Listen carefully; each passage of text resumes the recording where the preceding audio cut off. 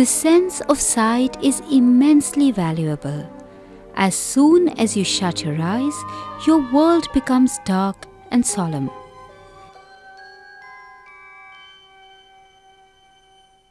The eyelids are the veil that you put on your eyes and all else vanishes.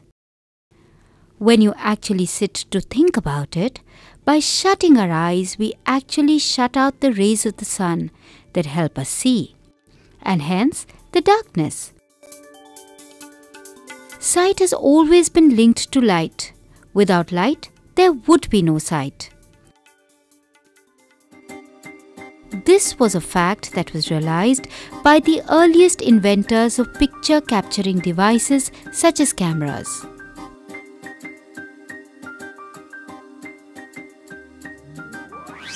The first permanent pictures appeared in the 1800s. Interestingly, the innovation of the still camera is attributed to the effects of light on translucent paintings. The truthful likeliness of these pictures led to a number of innovations, and the capturing of the moving pictures on camera was not far behind. The improvement in equipment led to further dependence on light and its effects, and today, television or movie production is incomplete and shoddy without a good lighting treatment.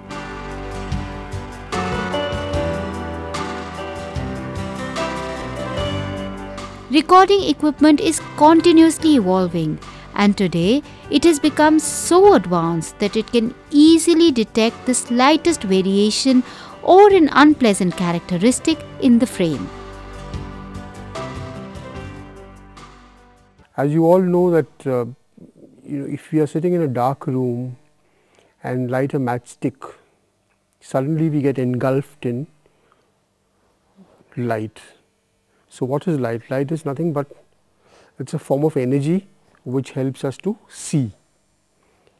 And had there been no light, earlier we could not see anything. But the moment we struck the matchstick and the glow from that matchstick provided us with light, which actually enables us to see things. Similarly, just as we require light to see and also for our visual responses to become to get activated, we actually need that light. Similarly, every camera has got its system, and these cameras require some quantum of light to activate their system and to get the right response, to get the right color quality, so that we are able to get beautiful pictures. Light has three basic characteristics: coherence, that is the quality of light; color temperature; and intensity. Coherence, often called quality, is the hardness or softness of light. This is probably the least understood and the most neglected of the three variables.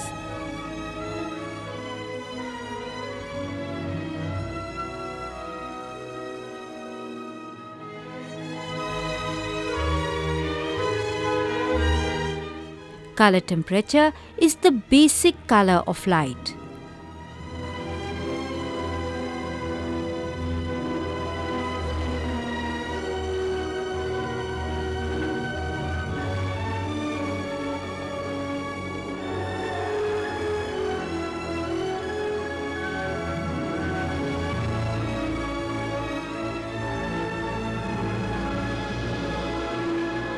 And the third and last lighting variable is intensity or quantity.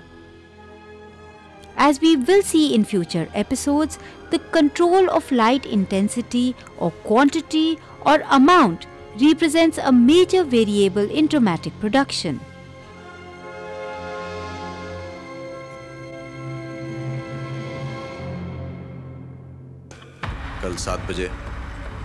Take this sequence for instance and see how overexposure has added to the drama.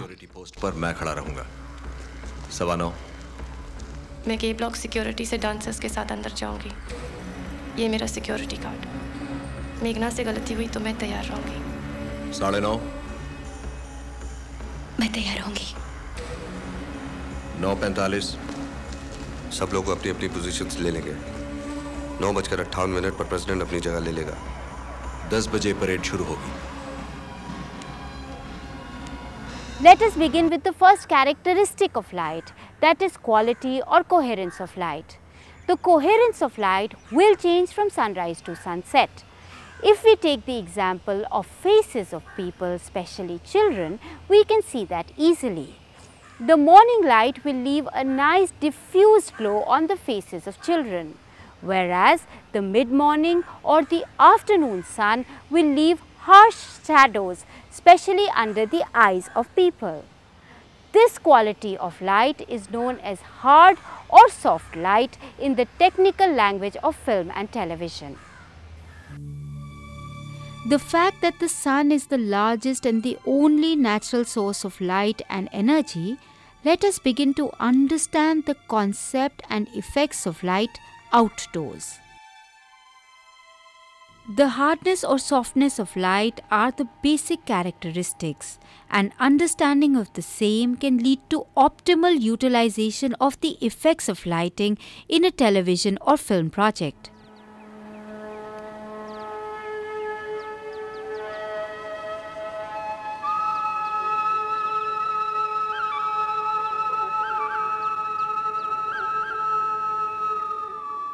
For example, hard light can help bringing out details in an object to be profiled, like these flowers, vegetables, or the leaves of flowers.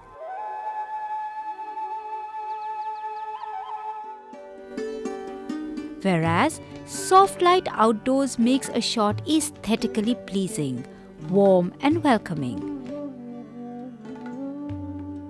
It can also help create different moods such as romantic mood, the hustle bustle of city life, and the feeling of a new beginning and that of hope. The second characteristic of light is color temperature. But what is color temperature? We've spoken about the available light and how throughout the day, nature has provided us with sunlight, and you can see that this light is all pervasive. It's there throughout. That's why wherever we go, we see our shadow following us. But also you will notice that early in the morning, the color of the light is slightly different. Therefore, here we learn and understand a new term called color temperature. Now, color temperature is measured in terms of degree Kelvin. It's called degree Kelvin because Lord Kelvin, who did these experiments with light, he was the person who actually discovered color temperature, and he is the one who taught us how to measure color temperature, how it is quantified and measured. So, and now it's universally applicable all over the globe. Anywhere you go, you can say that we refer to daylight having an average color temperature of above 5000 degree Kelvin. This actually varies. It comes down to almost 3000 degree Kelvin at sunset, and early in the morning the color temperature is also slightly different. So, depending on the time of the day, the color temperature is different.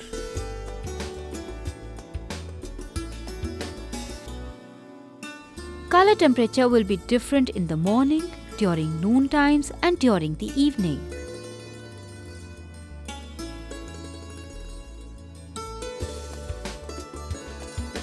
Similarly, it will vary in summers and in winters, and interestingly, different latitudes will have varied color temperatures. This is because of the sun's angle to the earth is different in the early mornings and during late afternoon. During these times, the sunlight must travel through more of the earth's atmosphere. Apart from these factors, color temperature will also change as the sun moves across the sky. And if the sun moves in and out of cloud cover, color temperature and light quality will also dramatically change. Color temperature is also shifted as a result of traveling through haze or an overcast sky. Consistency of light is a great necessity of the visual medium. If color temperatures change constantly from shot to shot or in a single specific shot, the result can be quite irritating to watch. See for yourself the following pictures and observe the change in color temperature.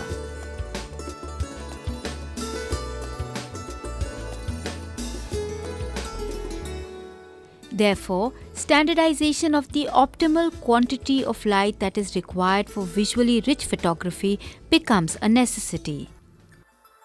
Also, shooting of sequences may require shooting over a few days, and without understanding the qualities of light and color temperature, we are more likely to falter than succeed in successfully shooting an entire sequence with technical continuity. Everything that we are talking about is about making pictures and making visually beautiful frames. Now, in order to get the complete richness of the frame, we require a minimum quantum of light. Here we should also understand that the sensitivity of our system, that is the sensitivity of the eye, is very different as the sensitivity of the camera. We can refer to the camera and the camera lens as doing the function of the human eye. But when it comes to sensitivity, we should understand and differentiate the fact that depending upon the format on which we are shooting, the sensitivities requirements are different. Because if you are shooting on a digital camera, then the quantum of light required will be different. The color temperature of average summer shade is about 8000 Kelvin.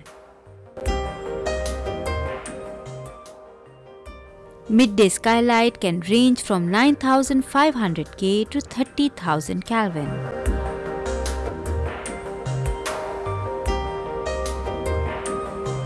Here we must actually understand that this is not the sunlight that is directly involved, but the light from the blue sky which acts to filter out some of the red components of the sunlight. The last but not the least in lighting is intensity. Controlling intensity is very important, as it is necessary to produce technically sound and visually pleasing pictures. For example, if the light is too bright, as shown here, the result will be rather washed out and unclear. If the light, on the other hand, is too low, then the pictures will appear very dark and the scene almost black. In a larger scene where there are a number of objects to be highlighted or different indoor and outdoors are to be established in one shot, the inside and the outside illumination levels have to be carefully balanced to keep one from overpowering the other and spoiling the effect.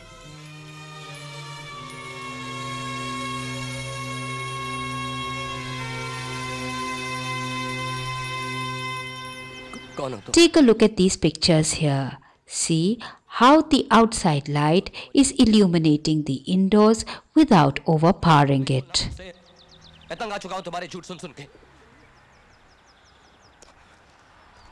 वो लड़का मुझे देखकर क्यों भागा? क्या मेरा उसे देखना एक इत्तेफाक था या जानबूझकर उसे मुझे फंसाने के लिए भेजा गया? Light intensity or the quantity is measured in foot candles candela in the United States or in lux in most other countries and also in India. Even in the United States, lux seems to be replacing foot candles. A foot candle equals about 10.74 lux, or for a rough conversion, multiply foot candles by 10 to get lux. Let us provide you with some points of reference. Sunlight on an average day ranges from 30,000 to 1 lakh lux. TV studios are lit at about 1000 lux. Moonlight represents about 1 lux. Starlight measures a mere 0.00005 lux. Although most TV cameras need at least 1000 lux, that is about 90 foot candles to produce good quality video, many can produce acceptable pictures under 10 lux, that is about 9-foot candles of light. Now once we are aware of the format on which we are shooting, we can now decide the quantum of light required. Now let's also try and understand what will happen if we have inadequate light. If the lighting is not adequate, say for example in a night sequence, when we see a night sequence which has been shot and shown on the television, we often see dots on the screen. Now these dots are, why are these dots coming there? These dots are actually creating a disturbance in the frame, and these dots make the screen noisy. We say the screen has become noisy, and that's what happens if there is inadequate light. That is why it is imperative that we should have a minimum quantum of light in all the areas that we are shooting. And even if you want black to register as black, there should be a minimum amount of light over there. Otherwise the black will appear as dots on the television screen. In the film format, the film has a very large latitude, and because it has a larger latitude, you can take risks. Even the blacks appear as black. But on television screen, the blacks do not appear as 100% black. Therefore, it is imperative that we measure the quantum of light in every corner of the frame that we are actually shooting, and we ensure that the minimum levels of light is there. Since the eye is a rather unreliable judge in setting up lighting, we should either use a light meter or a keen eye and a high quality color monitor. Although the latter may be preferred for making final adjustments, when lights are first being put into place, it is much faster to use a light meter. We have spoken about the minimum quantum of light required. Now the minimum in order to gauge the quantum of light required, we use different kinds of exposure meter. This is one exposure meter which is most popular. This is a very popular exposure meter, and this is referred to as an incident light meter, Sikonic incident light meter. Now why is it called an incident light meter, and what is the unique quality of this meter? Now you see, this meter is designed in such a way that you have a scale over here. On this scale you can read off the quantum of light. When you press when you activate the meter, the needle gives us a deflection, and when that deflection actually happens, it tells us what is the quantum of light. These qualities of light have been keenly studied and understood by a number of filmmakers and cinematographers since the inception of capturing moving pictures. Let us take the instance of the morning shot of the film Dil Se. It is a known fact that this picture-perfect shot of India Gate was shot after 1 week's wait for clear sky and optimal shooting conditions in the then polluted environments of Delhi. क्या देख रही हो? अपनी आखिरी सुबह। डर महसूस कर रही हो? नहीं, वो गया कल रात से। बहुत सुंदर लग रही हो। पता है क्यों? क्योंकि एक शहीद से ज्यादा सुंदर और कोई नहीं होता। देखो, ये जरूरी नहीं कि तुम एक बेहतर समाज में पैदा हो। जरूरी ये है कि दूसरों को तुम एक बेहतर समाज देकर विदा लो। We must understand that production budgets and other logistics may not be this flexible all the time. Therefore, there are certain devices and techniques by way of which we can actually increase or decrease the intensity of light. Let us show you how.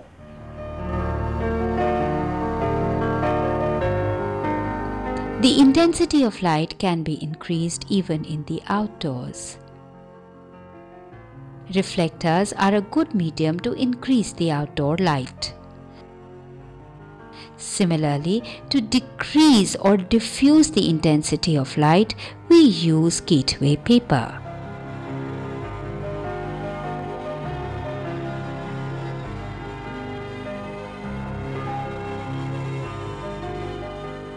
Lighting is a technical aspect of photography with a lot of creative quotient too.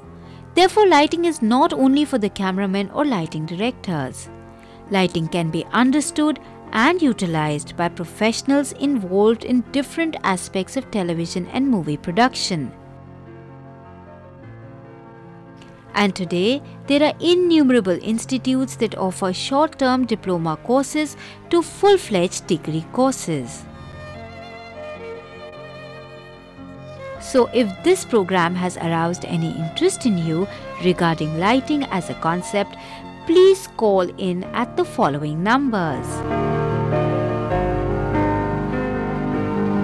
You can also write in to us at our address.